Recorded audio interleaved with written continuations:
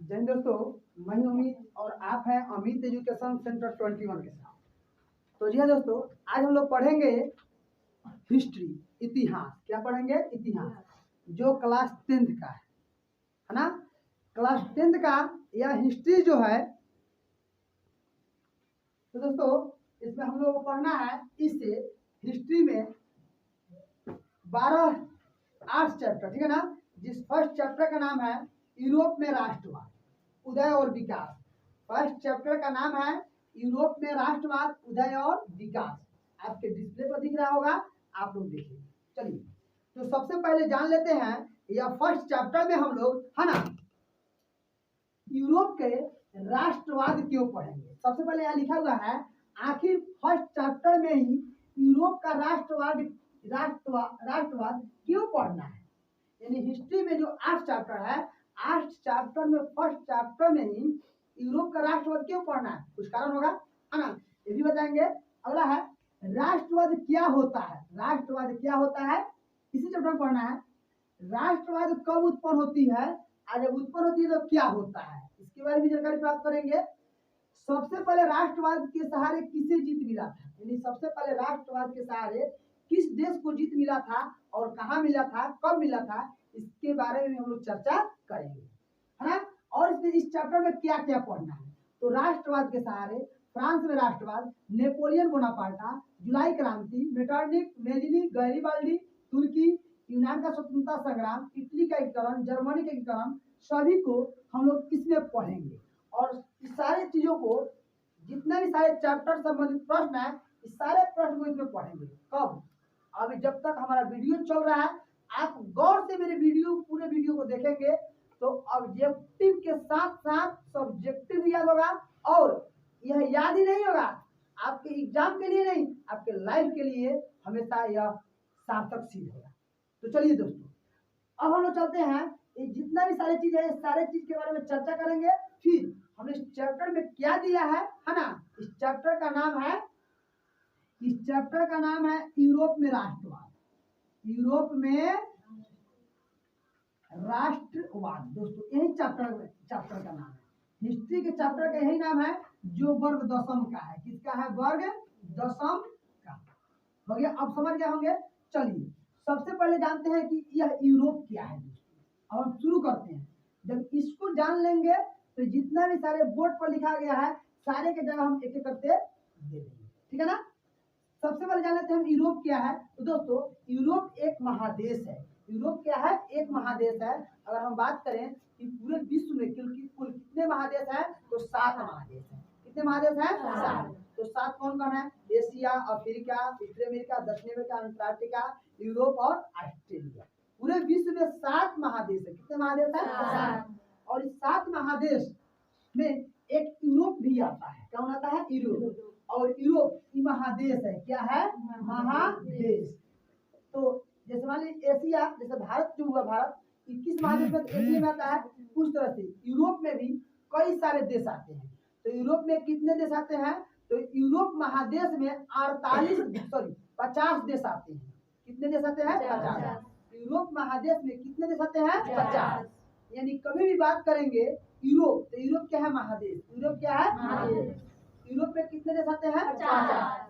50 देश मिलकर एक महादेश बना है, जिसका नाम क्या है? यूरोप। तो इसमें कौन कौन देश है, तो दोस्तों हम बता देते हैं। यूरोप महादेश में फ्रांस आता है, इटली आता है, ब्रिटेन आता है, ऑस्ट्रिया आता है, जर्मनी आता है, और सारा देश है। ये सारा किस देश में आएगा? यूरोप महादेश में आएगा, यूरोप, ठीक है ना। यानी आज हम जितने भी सारी चर्चा करेंगे बोर्ड पर, है ना, इस पार्ट 1 का, हिस्ट्री के पार्ट 1 का एक पार्ट का चर्चा करेंगे।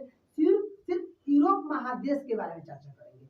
अब यूरोप महादेश में जितने भी सारे देश आएंगे, फ्रांस, इटली, जर्मनी, ब्रिटेन, ये सब जितने भी सारे देश आएंगे, यह सारा यूरोप में आता है। इसी के बारे में चर्चा करेंगे। कोई दिक्कत? बात समझ नहीं आया? आशा करते हैं कि आप यूरोप के बारे में समझ गए होंगे। यूरोप क्या है दोस्तों? महादेश। यूरोप में कितने देश आते हैं? 5, जिसमें से फ्रांस हुआ, इटली हुआ, जर्मनी हुआ, ऑस्ट्रिया हुआ, ये सब रूस, ये सब किस देश में आता है? यूरोप, है ना। अब राष्ट्रवाद, राष्ट्रवाद का मतलब क्या होता है दोस्तों? राष्ट्रवाद, तो राष्ट्रवाद का मतलब होता है राष्ट्र मतलब होता है अपना देश। अपने देश के बारे में सोचना, लगाव रखना, प्रेम करना। अपने देश के बारे में सोचना, लगाव रखना, प्रेम करना राष्ट्रवाद कहलाता है। परीक्षा में कहीं पूछेगा कि राष्ट्रवाद किसे कहते हैं, तो अपने देश के प्रति लगाव रखना, प्रेम करना, प्यार करना, यह क्या होता है? राष्ट्रवाद। कोई दिक्कत?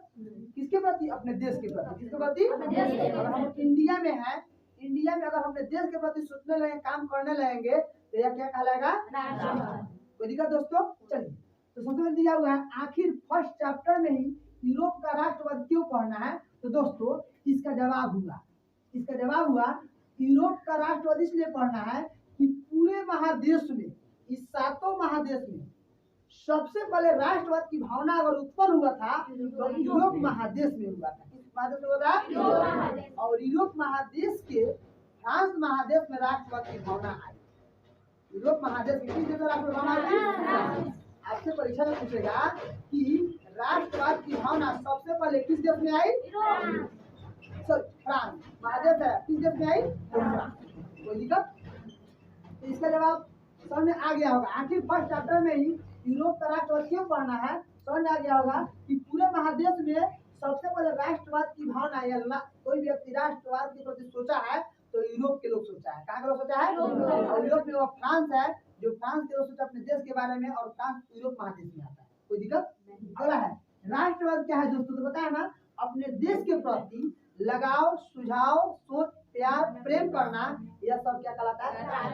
अपने देश के प्रति। ठीक है ना दोस्तों? अगला है सबसे पहले राष्ट्रवाद के सहारे किसे जीत मिला? सबसे पहले राष्ट्रवाद कब उत्पन्न होता है दोस्तों? ये मिस कर गए हम। राष्ट्रवाद कब उत्पन्न होती है? तो दोस्तों देखिए राष्ट्रवाद कब उत्पन्न होता है ना। अब इसको जानने से पहले थोड़ा अब हम लोग जान लेंगे राष्ट्रवाद उत्पन्न कब होता है। इसको जानने से पहले थोड़ा अलग आते हैं। सबसे पहले के, अभी के समय नहीं, जब यह क्रांति हुआ तो उससे पहले बहुत सारे देशों में राजतंत्र हुआ करता। राजतंत्र का मतलब दोस्तों होता है जिसमें राजा का शासन हो। बहुत सारे देशों में राजतंत्र हुआ करता था, है ना। तो वहां पे लोगों को राजा अपने मर्जी से काम करता था राजतंत्र में। जैसे मान लीजिए ये मेरा कोई इलाका होगा, मान लीजिए ये मेरा इलाका हुआ फ्रांस। कथी हुआ? फ्रांस। अब इस फ्रांस के पूरे फ्रांस की देख रेख एक राजा के हाथ में। किसके हाथ में है? राजा को मन करेगा तो जनता को कुछ देगा, नहीं मन करेगा जनता को नहीं देगा, है ना। मन करेगा तो देगा, मन करेगा तो नहीं देगा। अभी हम बता रहे हैं राष्ट्रवाद कब उत्पन्न होता है तो नहीं देगा। लेकिन फ्रांस के राजा अगर जनता के प्रति क्या हो जाएगा? अत्याचार हो जाए, मतलब अत्याचारी हो जाएगा, दुराचारी होगा, जनता के प्रति कोई सोच लगाव नहीं रखेगा, तानाशाही हो जाएगा, तो लोग क्या करेगा?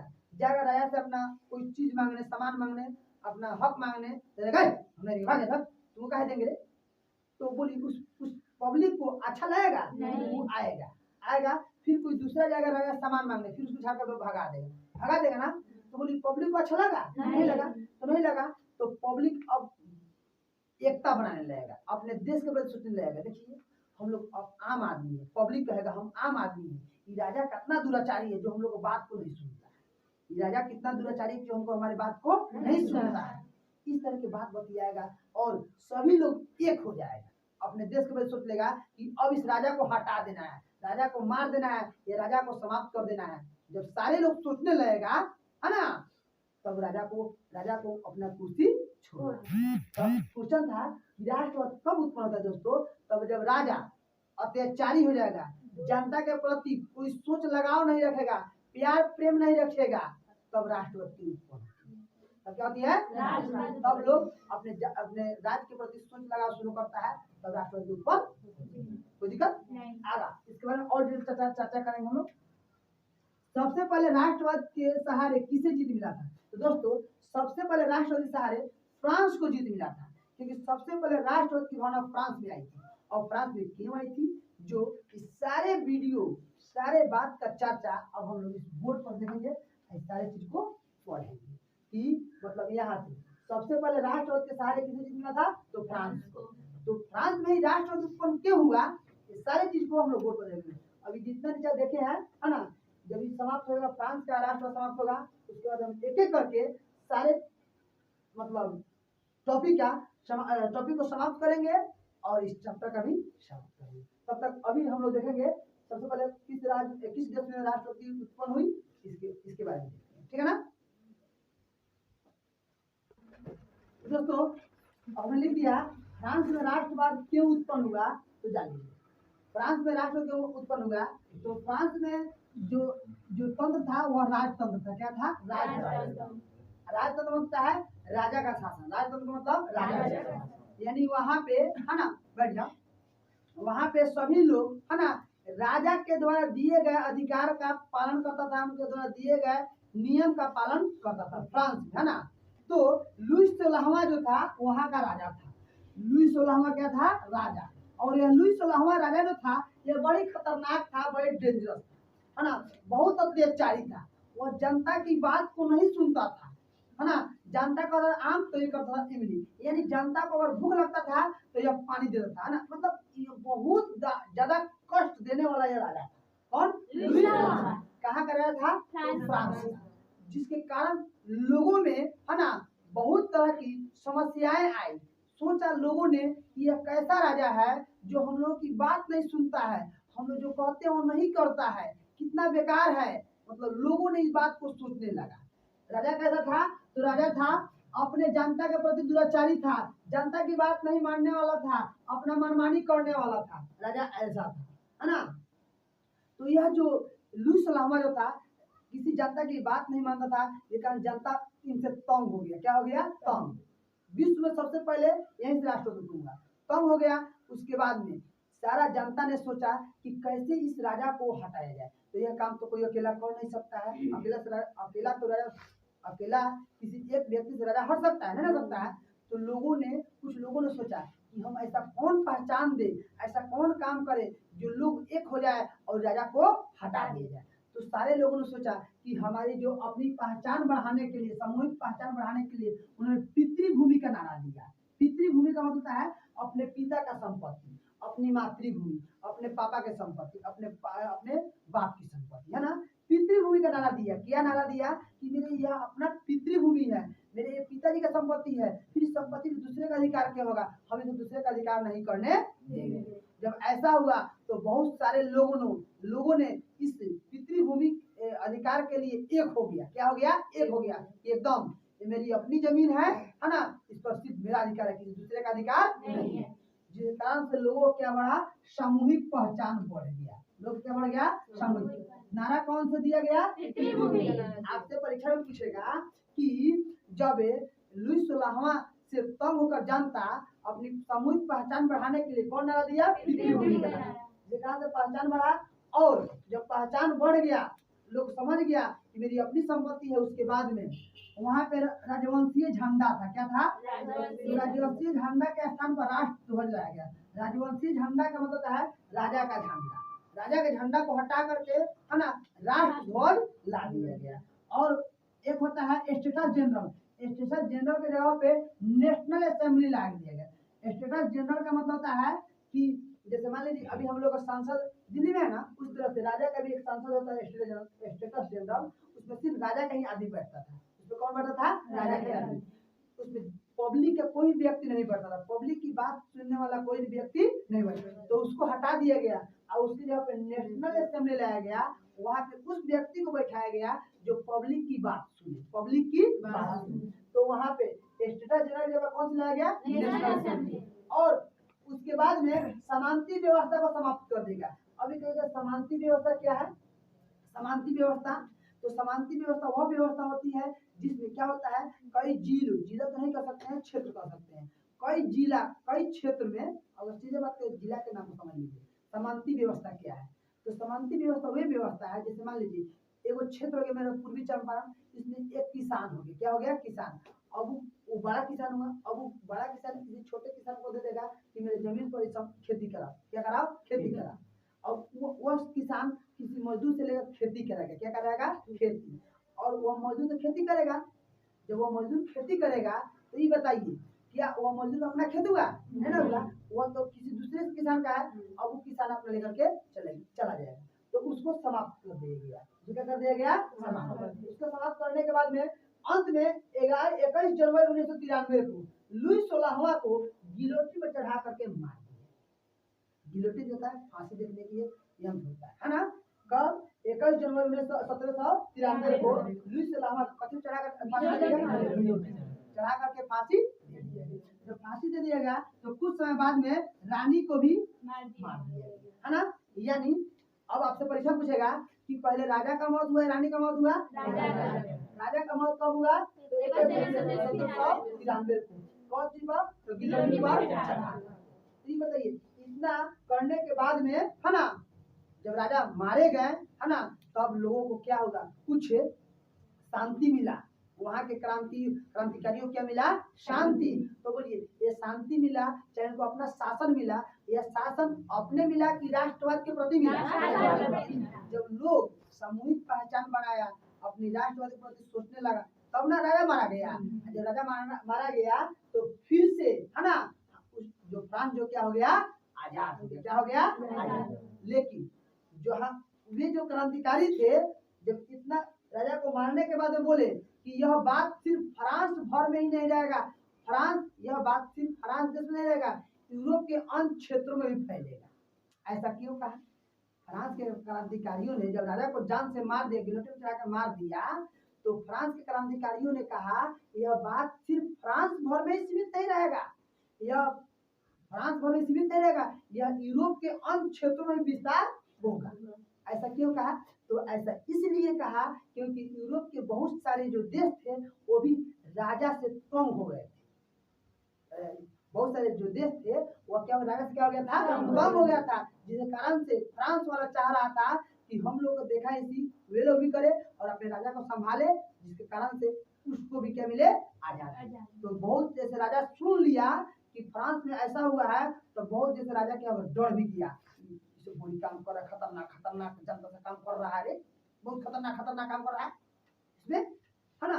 ऐसा बात सुनने राजा सब बात सोचने लगा है ना। तो अब आगे की वीडियो देखते हैं आगे क्या होता है। तो इतना तो बात समझ गए आप लोग? समझ गया कि फ्रांस में राष्ट्रवाद के द्वारा कैसे लुई 16वां को मारा गया। चलिए अब आगे देखते हैं कि जब लुई 16वां को मार दिया गया और मारने के बाद क्या नियम बना उसको देखते हैं, उसके बाद फिर आगे बढ़ेंगे। फ्रांस में लुई 16वां को जो मार दिया गया यानी पब्लिक के द्वारा उनको मारा गया तो मारने के उपरांत है ना वे लोग कौन लोग? क्रांतिकारी लोग बोले कि यह बात सिर्फ फ्रांस भर में नहीं रहेगा यानी यूरोप के अन्य क्षेत्र में भी फैलेगा।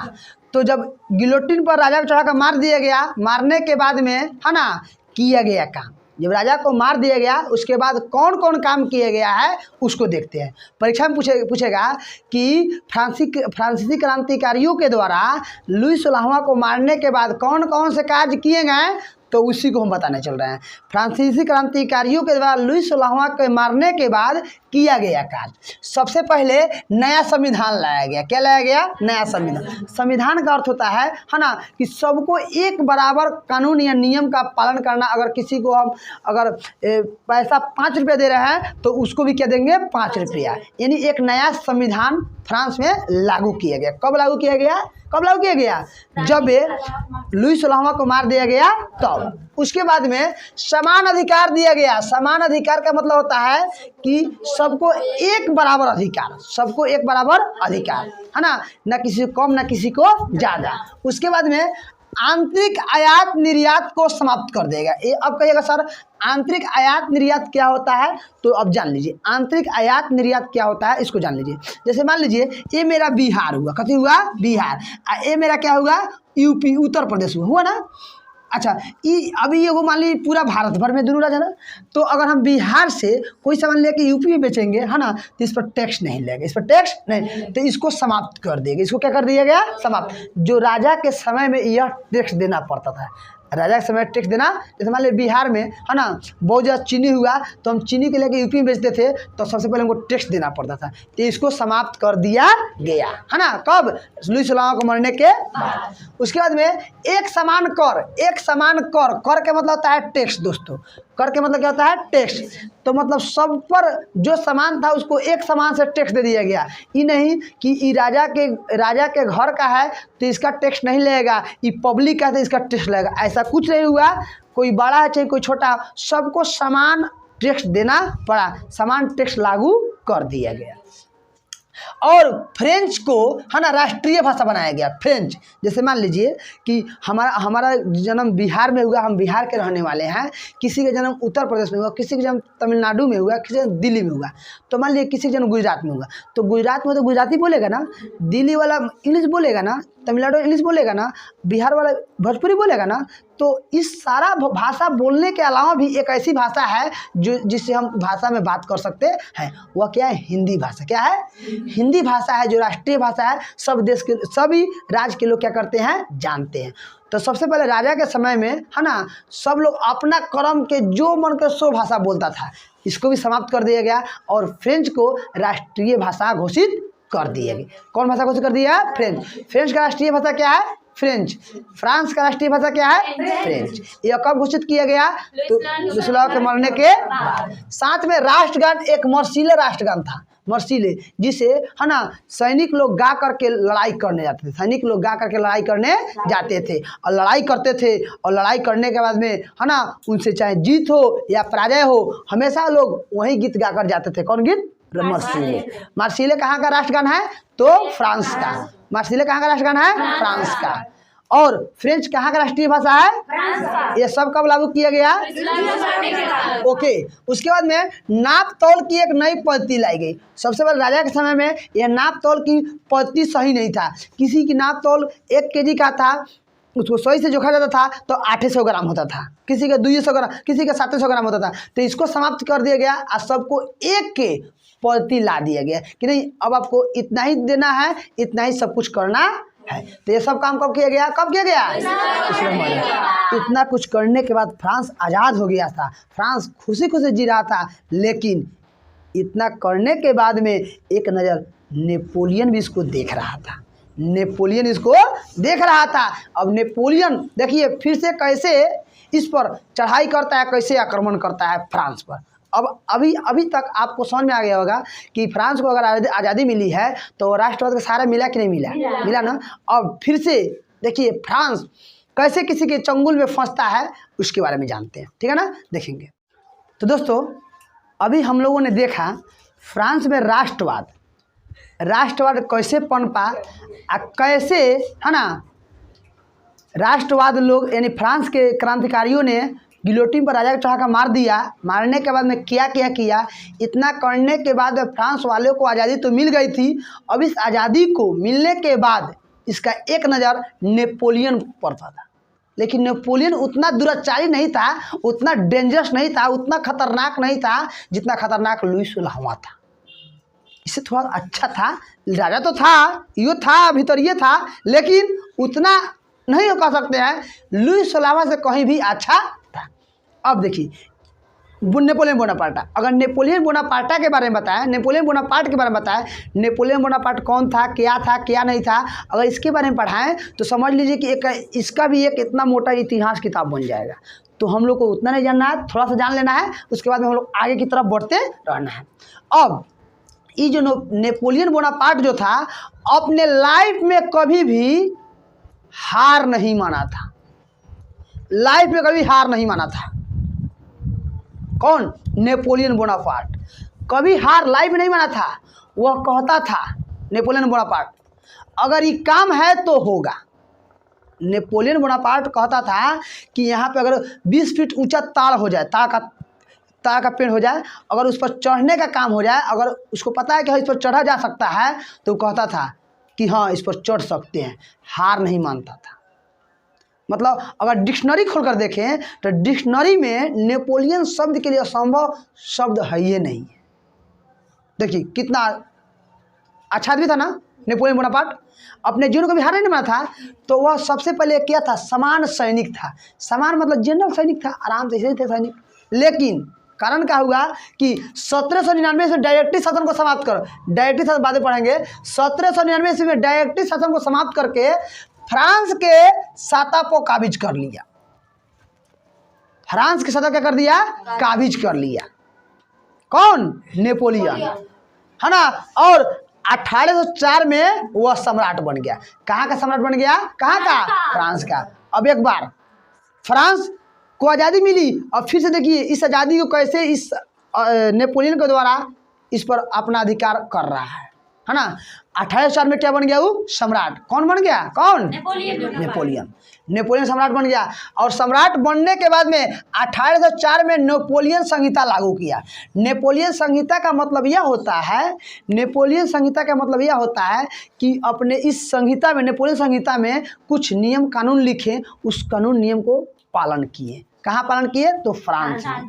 अब इस नेपोलियन संहिता में क्या लिखा हुआ था सो आगे हम लोग देखते हैं, ठीक है ना। चलिए अब नेपोलियन ने 1804 में एक नेपोलियन संहिता जो बनाया, उस संहिता में क्या क्या नियम था, क्या क्या कार्य था सो देखते हैं। तो नेपोलियन जब राजा बन गया कहाँ का, फ्रांस का। कब बना, 1804 में। तो बनने के बाद में सबसे पहले विशेषाधिकार को समाप्त कर दिया, है ना। नेपोलियन संहिता में लिखा हुआ था उसके क्या क्या कार्य थे, तो उसने विशेषाधिकार क्या कर दिया, समाप्त कर दिया। विशेषाधिकार क्या होता है तो जान लीजिए। विशेषाधिकार का मतलब हो गया, जैसे मान लीजिए हम भी एक आदमी है ना, यहाँ पे एक VIP आदमी है, तो बस जिस पंडाल में हम नहीं जा सकते हैं, VIP आदमी जा सकते हैं, हम नहीं ना गए, तो वो होगा विशेष अधिकार। तो उस अधिकार को कौन समाप्त कर दिया, कौन समाप्त कर दिया, नेपोलियन। तो समाप्त कर दिया, तो बोलिए फ्रांस के लोगों के लिए अच्छा क्या किए, फ्रांस के लोगों के नज़र में ये भगवान के रूप में हुए कि नहीं हुए, और इतना और किए, आर्थिक असमानता दूर की है। आर्थिक समानता का मतलब जिसको जमीन नहीं था उसको जमीन दिए, जिसको पैसा नहीं था उसको पैसा दिए। तो बोलिए अच्छा काम किए कि नहीं किए। तो इस तरह से भी है ना, फ्रांस के जो नेपोलियन था अब लोगों के आंखों का नज़र अच्छा होने लगा। साथ में सबको कानून के समक्ष सबको बराबरी का अधिकार दिया। कानून के समक्ष, कानून के नज़र में चाहे वह बड़ा व्यक्ति हो चाहे छोटा व्यक्ति हो, अगर वह गलती किया है तो उसको परिणाम मिलेगा। इस तरह का नियम अपने नेपोलियन संहिता में लिखा हुआ था। यातायात संचार की व्यवस्था में सुधार किया। यातायात जैसे मान लीजिए आने जाने की जो सुविधा होती है उसे यातायात कहते हैं। यहाँ से जैसे मान लीजिए कहीं जाना, फ्रांस से कहीं दूसरी जगह जाना होता था, उसमें भी सुविधा व्यवस्था किए। संचार हेलो होलो का संचार कहते हैं ना, TV उबी का अच्छा का व्यवस्था एक कर दिए। कौन किए, कौन, नेपोलियन संहिता। समान शुल्क, सही पर जो कर टैक्स लिया था वह समान था। समान का मतलब था बराबरी, समान का मतलब बराबर। कोई राजा के घर का आदमी है, चाहे कोई आम आदमी है ना, तो सबसे समान शुल्क लिया था। कैसे लिया था, समान शुल्क। समान शुल्क मतलब बराबरी, ठीक है ना। और समान नाप तोल में सुधार किया गया। शिक्षा प्रणाली में सुधार किया गया। और चर्च की संपत्ति क्या कर लिया गया, जब्त कर लिया गया। यानी यह सारा का सारा नेपोलियन संहिता में लिखा गया और नेपोलियन इसे फॉलो किया, जिस कारण से वहाँ के लोगों को बहुत खुशी मिली। इनसे किसे मिली, नेपोलियन से। लेकिन उन लोगों को ये पता नहीं था कि नेपोलियन कैसे कैसे अपना पाँव पसारा और फिर से उस पर अपना क्या कर लिया, अधिकार कर लिया। तो बताइए वहाँ फिर से किसका अधिकार हो गया, नेपोलियन। अब परीक्षा में आएगा कि नेपोलियन बोनापार्ट है ना, मतलब अपने नेपोलियन बोनापार्ट नेपोलियन संहिता कब लागू किया, उसमें क्या क्या निर्देश दिए गए थे या क्या क्या कार्य किए थे, ये सारे कार्यों का चर्चा करें। ये सारे को लिख देंगे, है ना। तो यह यहाँ क्या हो गया, आपका जवाब हो जाएगा। तो दोस्तों अब इसके बाद अगले स्लाइड को देखते हैं।